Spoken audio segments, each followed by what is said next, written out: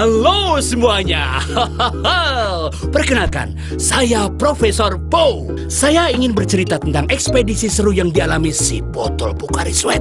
Tahukah kalian, Pocari Sweat dibuat dari sumber mata air pilihan yang diolah melalui proses demineralisasi. Selanjutnya, dilakukan proses pencampuran dengan bahan baku Pocari Sweat yang sebelumnya telah lulus uji pemeriksaan. Kemudian, larutan dipasteurisasi pada waktu dan suhu tertentu sebelum di-filling. Bicara mengenai botol, si botol Pocari Sweat awalnya terlahir sebagai biji resin. Biji resin. Penasaran kan? Apa saja sih yang dialami si botol dalam ekspedisinya? Ayo ya, kita simak bersama. Biji resin ini akan disatukan, dipanaskan, lalu dicetak sambil didinginkan menjadi preform atau bakal botol. Singkat cerita, bakal botol akan segera berwujud. Nah, disinilah awal perjalanan si botol. Ayo, kita ikuti terus. Bakal botol akan beranjak menuju proses blow molding, di mana dia akan ditiup menjadi bentuk botol Pocari Sweat yang kita kenal. Sebelum ditiup, dilakukan pasteurisasi pada preform untuk memastikan bahwa preform steril. Lihat, dia sudah mulai berubah. Lalu apa yang terjadi? Ya, ini saatnya si botol memperoleh kandungan istimewa Pocari Sweat. Setelah penuh, si botol akan diisi nitrogen cair agar menjadi lebih kuat dan tahan tekanan.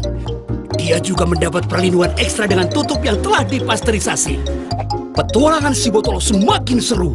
Dia harus menjalani pemeriksaan di cap checker untuk memastikan botol tertutup dengan sempurna dan bottle pressure detector untuk memastikan apakah cukup kuat dan tahan tekanan. Wah, kalau ternyata capnya tidak tertutup dengan baik dan tekanannya tidak sesuai, dia akan langsung dibuang. Untung berhasil lolos. Berarti dia sudah memenuhi standar tekanan kelayakan Pocari Sweat. Apalagi ya yang akan dialami si botol?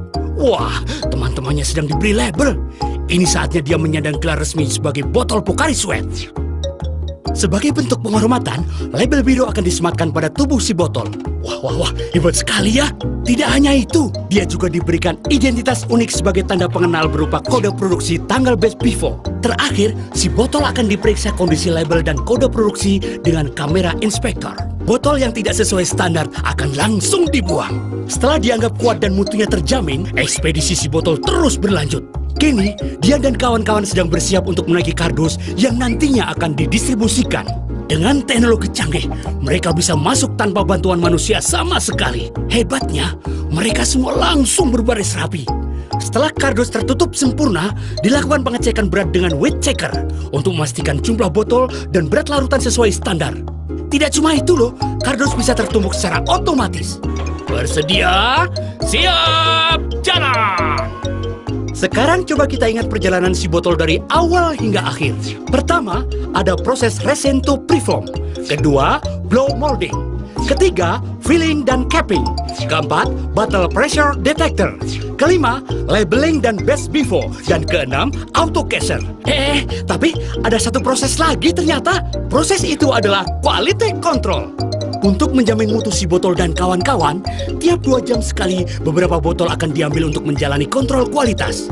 Tes pertama adalah tes fisik, untuk memastikan apakah botol cukup aman dan kuat. Tes kedua adalah tes kimia. Nah, di sini larutan dalam botol yang diperiksa.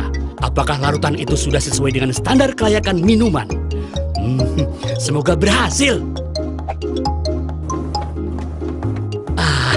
Si botol dan kawan-kawan akan melanjutkan ekspedisinya ke seluruh Indonesia untuk kita nikmati.